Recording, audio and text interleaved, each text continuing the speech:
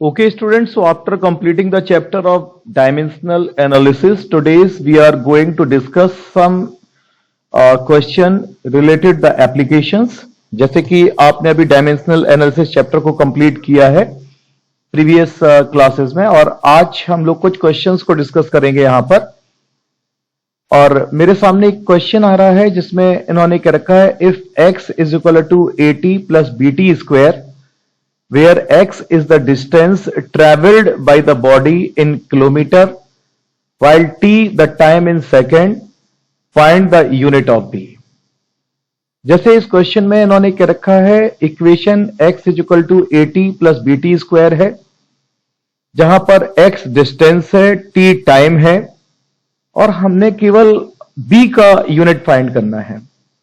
तो अगर हम b की यूनिट अगर फाइंड करेंगे तो यहां पर सबसे पहले हम अपना इक्वेशन यहां पे देखेंगे, x is equal to AT plus BT square, और इस इक्वेशन में मुझे पता है कि x अगर डिस्टेंस है तो इसका यूनिट क्या होगा, यहां पे किलोमीटर दिया है इन्होंने, और टाइम की यूनिट हम लोगों को यहां पे क्या दी गई है, इन्होंने सेकंड दी है। तो अगर हम प्रिंसिपल ऑफ होमोजेनिटी यहां पर लगाते हैं तो आपको पता है कि according to this principle the dimensional formula of each and every term becomes equal. तो आप इस तरीके से देखेंगे कि x इज इक्वल टू, यहां पर जो x का मेरे पास में डायमेंशनल फॉर्मूला होगा, या जो x का मेरे पास में यूनिट होगा यहां पे, वही यहां पे अगर आप देखेंगे b का होगा। तो हम लोग यहां पे ऐसे कह सकते हैं कि x इज इक्वल टू, यहां हम लोग लिख सकते हैं BT स्क्वायर। जब हम लोग इसको यहां से इसको कंपेयर करेंगे तो x is equal to BT square, तो b is equal to x upon t square. और जैसे कि आपको पता है कि x यहां पे क्या लिया गया है, किलोमीटर में, और टाइम को किस में लिया गया है, सेकंड में। तो यहां जब हम सेकंड रखेंगे तो t स्क्वायर है, तो किलोमीटर पर सेकंड स्क्वायर। इस तरीके से हम लोग यहां पर इसको कर सकते हैं। ओके, नेक्स्ट क्वेश्चन की तरफ अगर हम लोग चलते हैं, जिसमें इन्होंने क्या रखा है, a force F is given by F is equal to AT plus BT square where t is time, what is the dimensions of A and B। हमें A और B का डायमेंशन फाइंड करना है।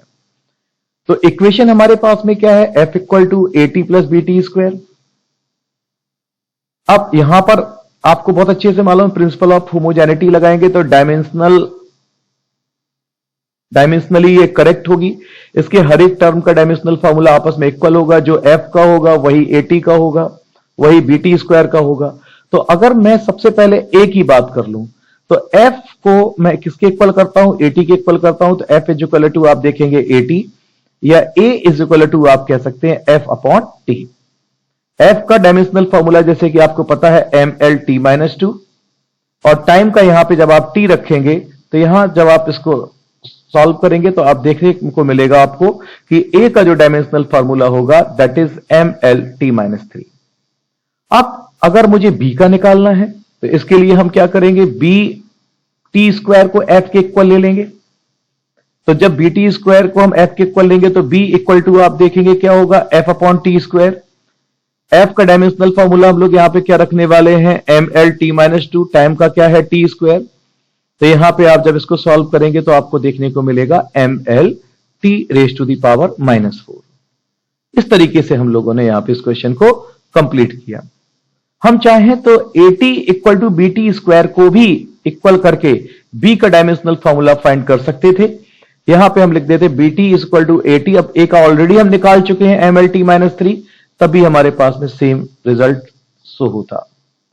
नेक्स्ट क्वेश्चन की तरफ अगर हम लोग चलें, जिसमें इन्होंने क्या रखा है, the position of a particle at time t is given by the relation x time के साथ में है V not upon alpha 1 minus C raise to the power minus alpha t, where V not is a constant and alpha is greater than 0। Find the dimensional formula of V not and alpha.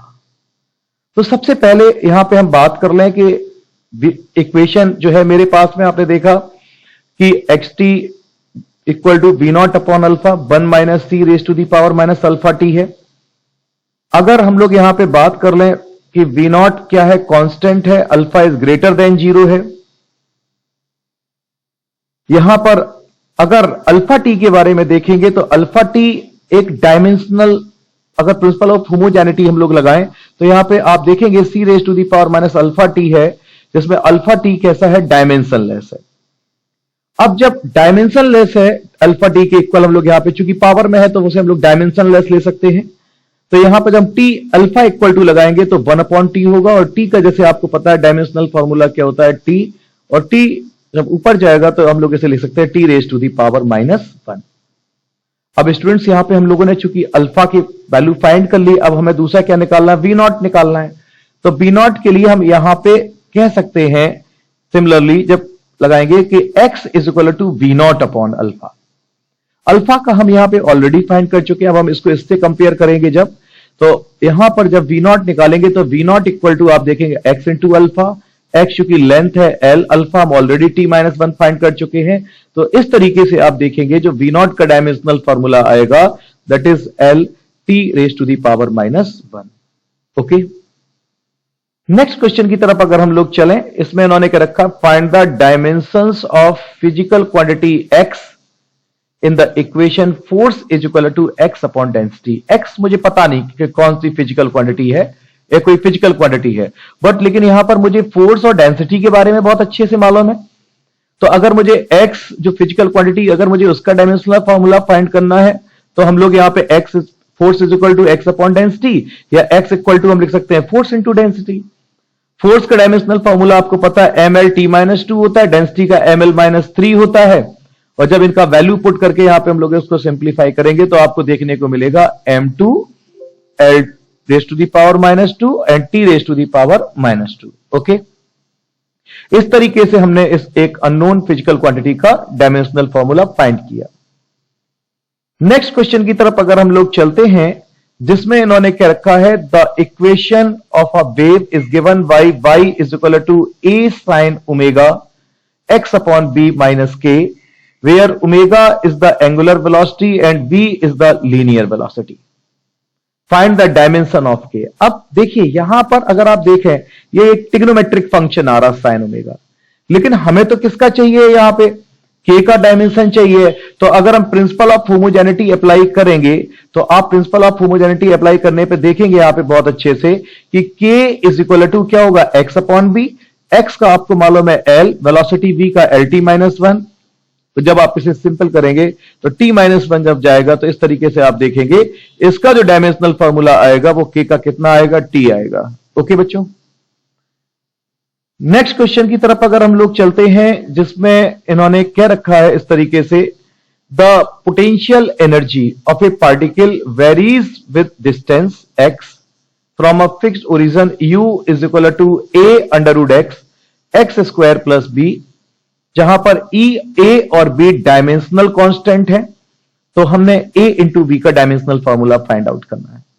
यहां पे मैं आपको clear कर दूं कि u energy है, x distance है, a और b कांस्टेंट है, और हमें a इंटू बी का डायमेंशनल फॉर्मूला फाइंड करना है। तो सबसे पहले अगर हम बात करें तो यहां पर x स्क्वायर प्लस b की अगर हम लोग बात कर लें, होमोजेनिटी प्रिंसिपल पहले हम लोग यहां पर अप्लाई करें तो आप लिख सकते हैं इसको b is equal to x square. यहां जैसे कि मैंने आपको बताया था, according to homogeneity principle the dimensional formula of each and every term of a physical equation, correct physical equation become same.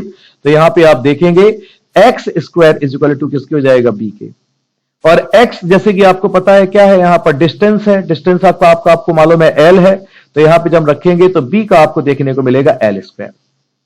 अब अगर हम बात कर लेते हैं a के लिए, तो a के लिए हम पूरी इक्वेशन को उठा रहे हैं यहां पे, और यहां पे आप जब a के लिए लेंगे तो energy u is equal to a√x upon x square plus b। Root को हम चाहे तो 1/2 लिख सकते हैं। अब सब डायमेंशनल फॉर्मूले पुट करते हैं। एनर्जी u के को लिखेंगे तो एनर्जी का तो आपको मालूम है वर्क का ml2t-2। a मेरे पास में अगर आप देखेंगे इस तरीके से लेंथ l की पावर 1/2 ये l स्क्वायर, और अगर हम a इक्वल टू बात करें तो ये l स्क्वायर यहां जाएगा, l raise to the power 1/2 नीचे आएगा, और जब आप इसे सिंपल सॉल्व करेंगे तो आप देखेंगे ml raise to the power 7/2 t raise to the power -2।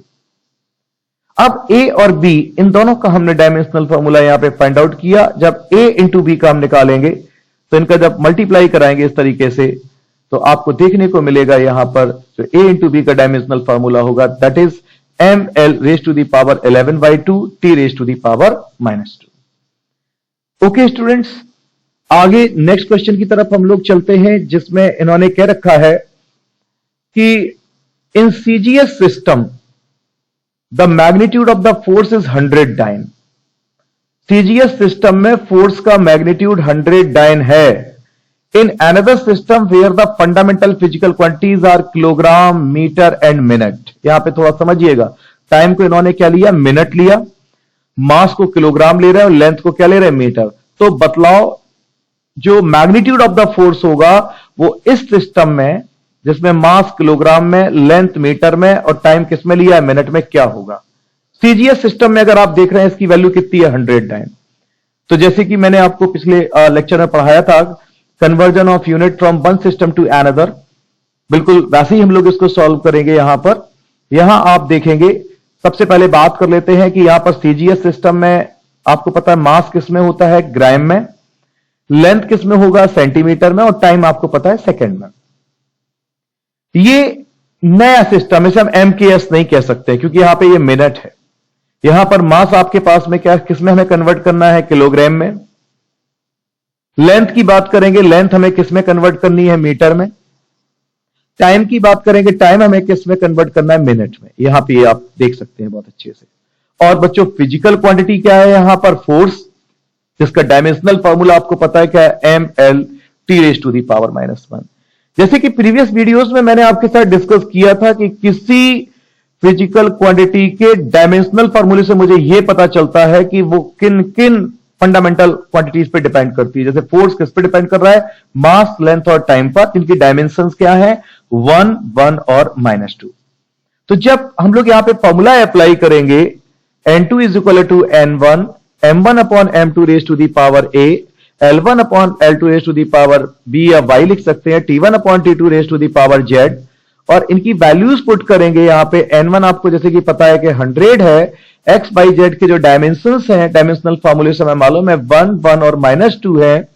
तो जब इनकी वैल्यू पुट करेंगे तो n2 इक्वल टू n1 100 दिया गया है, m1 1 ग्राम किलोग्राम, यहां पे 1 centimetre, 1 metre, 1 second and 1 minute. अब जब इसको हम लोग चेंज करेंगे तो आपको पता है कि 1 किलोग्राम में कितने ग्राम होते हैं, 1000, 1 मीटर में 100 सेंटीमीटर और 1 मिनट में 60 सेकेंड। अब आप देखेंगे ग्राम से ग्राम यहां पे कैंसिल हो जाएगा और यहां पे सेकंड से सेकंड कैंसिल हो जाएगा। और जब इसको हम लोग सॉल्व करेंगे तो आपके पास में देखने को मिलेगा दैट इज 3.6। ओके बच्चों, नेक्स्ट क्वेश्चन की तरफ हम लोग बढ़ते हैं। The largest mass m that can be move by a flowing river depends upon the velocity v, density rho of the river water and acceleration due to gravity g. Then find how mass m is relate with the velocity v, density rho and acceleration due to gravity g. इन्होंने कह रखा है कि एक largest मास है हमारे पास में m, जो एक रिवर में फ्लो कर रहा है, कितनी वेलोसिटी से, v वेलोसिटी से। रिवर वाटर की डेंसिटी कितनी दी गई है, रो है।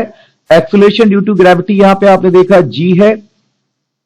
तो हम लोगों को यह बतलाना है यहां पे कि जो मास है वो वेलोसिटी, डेंसिटी और एक्सेलरेशन ड्यू टू ग्रेविटी, इन तीनों के साथ किस तरीके से रिलेट कर रहा है। तो यहां अगर हम लोग बात करें, सबसे पहले मैंने आपको प्रीवियस वीडियो लेक्चर में मैंने बताया था to establish the relation among various physical quantity, और मैंने आपको वहां पे बतलाया था if we know a physical quantity depends on the following factor, then using the dimension we can derive the relation between them. अगर हमें यह पता है कि कोई फिजिकल क्वांटिटी किन किन और दूसरी क्वांटिटीज पर डिपेंड करती है, देन हम डायमेंशनल इक्वेशंस का यूज करके उनके बीच में रिलेशन फाइंड आउट कर सकते हैं। जैसे मास डिपेंड कर रहा है v, रो और g, तो हम लिख सकते हैं यहां पर m प्रोपोर्शनल v, रो, g, और इनकी पावर हम लोग मान सकते हैं a, b, c। प्रोपोर्शनल का साइन हटाएंगे, कोई कांस्टेंट लेंगे, और आप जब इसको कांस्टेंट यहां पे यूज करेंगे तो m इज इक्वल टू आपको देखने को मिलेगा k, v, रो, g। डायमेंशनल फॉर्मूले आप रखेंगे सबके, यहां पे मास का रखेंगे m, l की पावर 0, t की पावर 0। वेलोसिटी का आप रखेंगे दैट इज lt -1, डेंसिटी का आप रखेंगे ml minus 3 raise to the power b, और acceleration due to gravity lt minus 2 raise to the power c। और जब आप इनको a को अंदर लेके जाएंगे तो l raise to the power a हो जाएगा, t raise to the power minus a हो जाएगा, m raise to the power b हो जाएगा, l raise to the power minus 3b हो जाएगा, l raise to the power c हो जाएगा, t raise to the power minus 2c हो जाएगा। और जब आप इसको सॉल्व करेंगे इस तरीके से तो आप देखेंगे कि m यहां पे अगर आप देखेंगे एक ही है जिसकी पावर b आ रहा है तो m की पावर b होगा, l की पावर a है, l की पावर माइनस 3b है और l की पावर c है। तो जब इनका मल्टीप्लाई कराएंगे तो l की पावर हो जाएगा a minus 3b plus c, और t की पावर क्या हो जाएगा minus a and minus 2c। अब बात आती है इनकी डायमेंशंस को कंपेयर करने की। यहां पर m को m से कंपेयर करेंगे, l को l से कंपेयर करेंगे और t को t से कंपेयर करेंगे। जब m को m से कंपेयर करेंगे तो b इज इक्वल टू क्या हो जाएगा 1, और यहां पे l को l से करेंगे तो a minus 3b plus c equal to 0, और t को जब करेंगे तो minus a minus 2c equal to 0। ये तीन इक्वेशन हम लोगों को यहां पे देखने को मिलेंगी। ओके, तो यहां ये तीन इक्वेशन जब हम लोगों को देखने को मिलेंगी, और इन तीनों इक्वेशंस के साथ में जब हम इनको सिंप्लीफाई करेंगे, जैसे b है तो यहां पर हम लोग यहां दोनों तीनों इक्वेशन को सॉल्व करेंगे तो a की वैल्यू हमें मिलेगी 6, b की वैल्यू हम लोगों को सिंपल करने पे मिलेगी 1, सीधी डायरेक्टली आ गई, और a और b इन दोनों की वैल्यू जब हम लोग यहां पे रख देंगे तो c का वैल्यू मेरे पास कितना आ गया -3। जब abc की वैल्यू हम लोग पुट करेंगे m प्रोपोर्शनल v, जो कि रो ले रहा था, a ले रहे थे, रो की पावर b g की पावर c, तो आपको देखने को मिलेगा कि m के साथ में जो रिलेशन आ रहा है m proportional v raise to the power 6 rho raise to the power 1 g raise to the power -3, या m is equal to k rho v 6 upon g cube. तो इस तरीके से देखा कि मास किस तरीके से रिवर वाटर की डेंसिटी प्लस वेलोसिटी और एक्सेलरेशन ड्यू टू ग्रेविटी पे डिपेंड कर रहा है। ओके स्टूडेंट्स, नेक्स्ट क्वेश्चन की तरफ चलते हैं, जिसमें उन्होंने क्या रखा है, if the velocity of light c, gravitational constant g and Planck constant h are chosen as the fundamental units. हालांकि फंडामेंटल यूनिट नहीं है, ये डेराइव्ड यूनिट्स हैं। अगर इनको हम लोग फंडामेंटल यूनिट्स को तरीके से चूज करें, फंडामेंटल क्वांटिटी की तरीके से चूज करें, then find the dimension of mass in new system. देखिए, वैसे तो आपको पता है कि मास का डायमेंशनल फॉर्मूला m होता है, लेकिन यहां पर इस क्वेश्चन में इन्होंने क्या रखा है कि अगर वेलोसिटी जो है लाइट की उसको c ले लें, ग्रेविटेशनल कांस्टेंट g ले लें, प्लैंक कांस्टेंट हम h ले लें, तो हमने मास का नए सिस्टम में किसमें c, g और h के टर्म्स में बताइए क्या होगा डायमेंशन। तो यहां पे m प्रोपोर्शनल आप लिख सकते हैं c, g, h, और जब m प्रोपोर्शनल आप लिखेंगे c, g, h raise to the power x, y, z, proportional का साइन हटाएंगे तो कोई कांस्टेंट आएगा k, c, g, h। जैसे कि आपको पता है कि मास का डायमेंशनल फॉर्मूला क्या होता है m, स्पीड या वेलोसिटी का क्या होता है lt-1, यूनिवर्सल ग्रेविटेशन कांस्टेंट का आपको पता है m-1 l3t-2, और h प्लैंक कांस्टेंट का ml2t-1, और इनकी power x, y, z। Powers को अंदर ले जाएंगे, l की पावर x, t की पावर -x, यहां पे y को अंदर ले जाएंगे, m की पावर -y, l की पावर 3y, t की पावर -2y, z को अंदर ले जाएंगे, m की पावर z, l की पावर 2z, t की पावर -z। तो यहां आप सबसे पहले देखेंगे कितने m हैं। मेरे पास यहां पे 2 m है, एक m की पावर -y है और एक m की पावर z है। जब देखेंगे तो m की पावर अगर आप देखेंगे -y प्लस z, ये देखने को मिलेगा। इसी तरीके से l को देखेंगे तो l की पावर मिलेगा x plus 3y plus 2z, t की पावर क्या आएगा -x -2y -z। अब बारी आती है इनकी डायमेंशंस को कंपेयर करने के लिए। मास का मास से कंपेयर करेंगे, लेंथ का लेंथ से कंपेयर करेंगे, टाइम का टाइम से कंपेयर करेंगे। तो जैसे मास की पावर क्या है -y प्लस z है, यहां पर मास का डायमेंशन क्या है 1 है, तो यहां पे आप देखेंगे m के लिए -y plus z equal to 1, और यहां दूसरा अगर आप देखेंगे x plus 3y plus 2z equal to 0, और जब t का t से कंपेयर करेंगे तो आप देखेंगे -x -2y -z equal to 0। अब जब तीनों इन इक्वेशंस को हम लोग सॉल्व करेंगे इसको, तो सॉल्व करने पे आप देखेंगे मेरे पास में x और y z की जो वैल्यू आएंगी वो कितनी आएगी, x की वैल्यू 1/2 आएगी, y की वैल्यू -1/2 आएगी एंड z की वैल्यू 1/2 आएगी। और जब इन x y z की वैल्यू यहां पर हम लोग पुट करते हैं तो आपको एक चीज देखने को मिलेगी, m की proportional c raise to the power 1/2, g raise to the power -1/2 और h raise to the power 1/2। तो यहां पे आपने देखा कि जो हमारे पास में मास है उसकी न्यू सिस्टम में जिसमें कौन कौन इंक्लूड है, velocity of light, universal gravitation constant and Planck constant, उनके टर्म्स में ये इस तरीके से शो होगा। ओके स्टूडेंट्स, हम लोग चलते हैं नेक्स्ट क्वेश्चन की तरफ, जिसमें इन्होंने कह रखा है if the velocity v, force f and energy e are taken as the fundamental units. अगर हम इन्हें फंडामेंटल यूनिट्स ले लें then find the dimensional formula of the mass. पिछले क्वेश्चन में आपने देखा था इस velocity of the light, universal gravitation constant और प्लैंक कांस्टेंट लिया था, और यहां पे आप क्या ले रहे हैं, वेलोसिटी, फोर्स एंड एनर्जी। तो हमें मास का डायमेंशनल फार्मूला फाइंड करना है। तो यहां पे बिल्कुल उसी तरीके से हम लोग करेंगे। मास m प्रोपोर्शनल किसके हो जाएगा, v, f और e के। प्रोपोर्शनल का साइन हटाएंगे तो हम लोग यहां पे चाहे तो k लिख सकते हैं। दोनों साइड पे जब हम लोग डायमेंशनल फार्मूला रखेंगे तो मास का आपने मालूम है m ही रहेगा, वेलोसिटी का आपको पता है LT-1 होगा, फोर्स का MLT-2 होगा और एनर्जी ML2T-2 होगा। और a को जब अंदर ले जाएंगे तो l की पावर a, t की पावर -a, m की पावर b, l की पावर b, t की पावर -2b, m की पावर c, l की पावर 2c और t की पावर -2c। और फिर इस तरीके से देखेंगे मेरे पास दो m है राइट हैंड साइड, एक m का पावर b है और एक m का पावर c है। जब इनका हम लोग मल्टीप्लाई कराएंगे तो m की पावर क्या हो जाएगा, b प्लस c। और अगर हम लोग यहां पे देखेंगे इसी तरीके से l के लिए, t के लिए, तो l की पावर क्या होगा हमारे पास में, अगर आप देखेंगे l की पावर a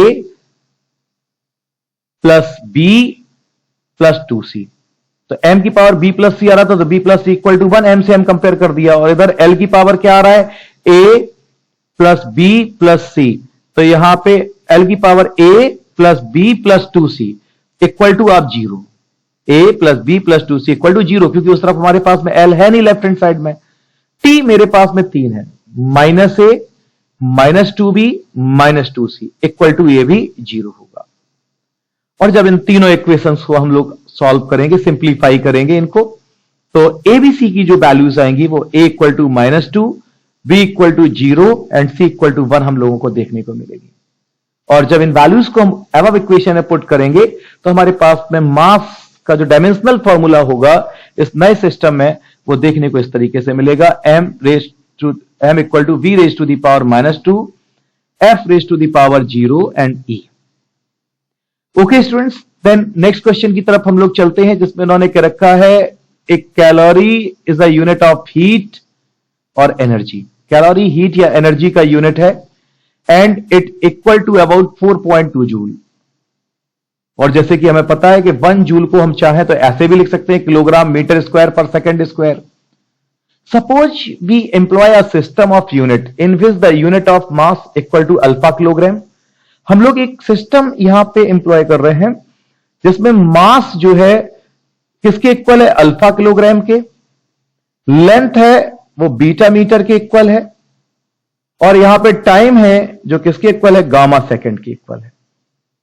तो हमें यहां पे शो करना है कि जो कैलोरी है उसका जो मैग्नीट्यूड आएगा वो इस तरीके से आपको देखने को मिलेगा, 4.2 alpha raise to the power -1, beta raise to the power -1 and gamma square in terms of the new unit.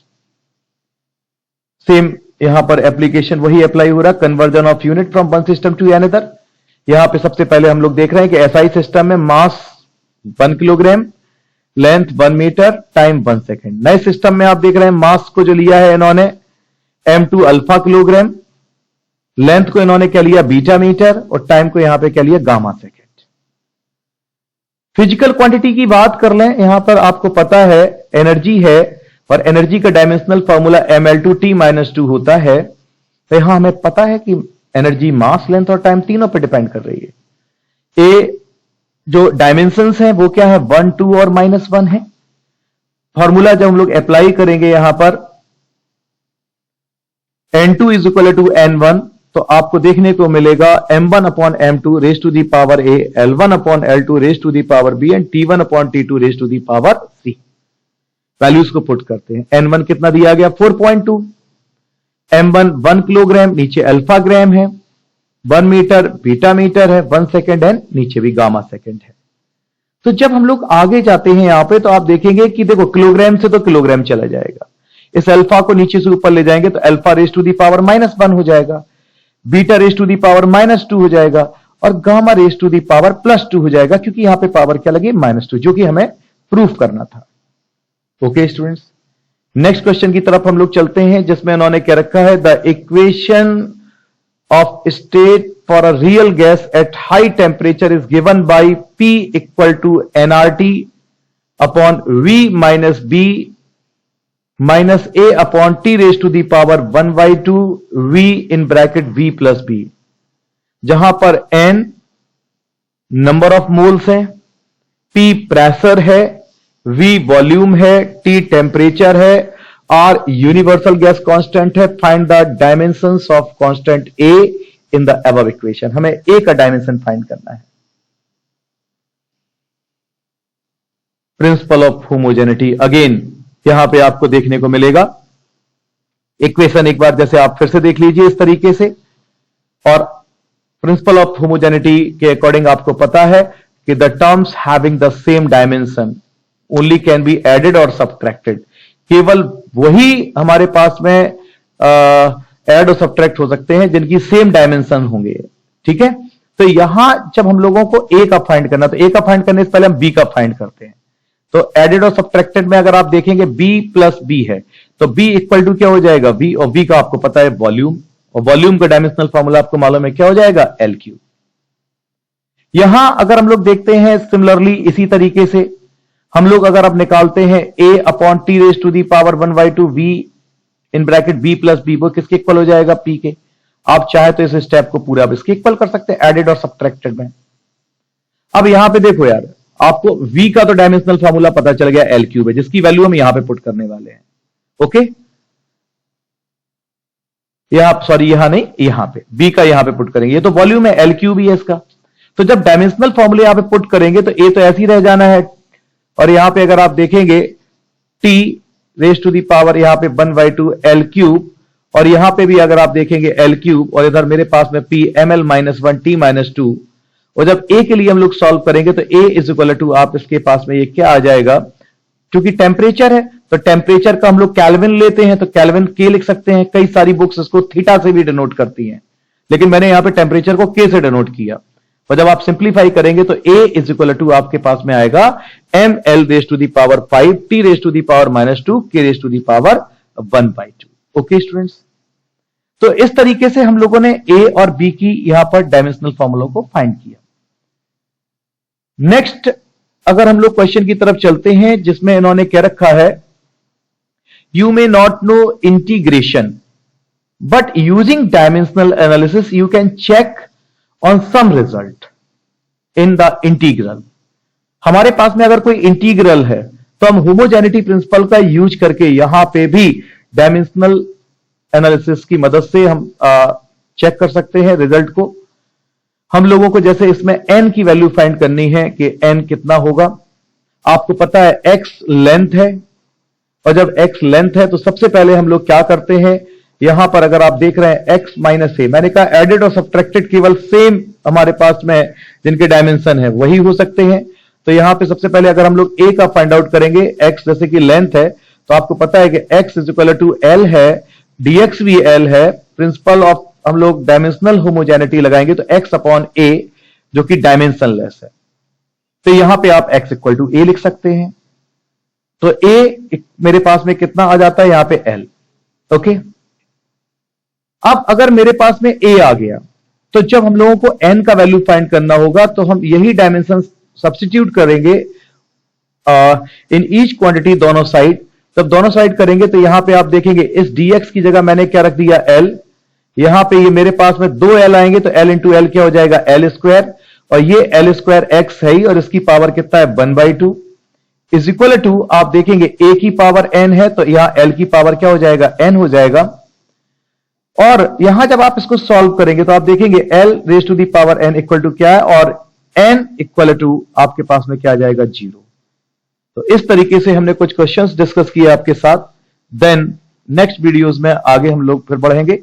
Then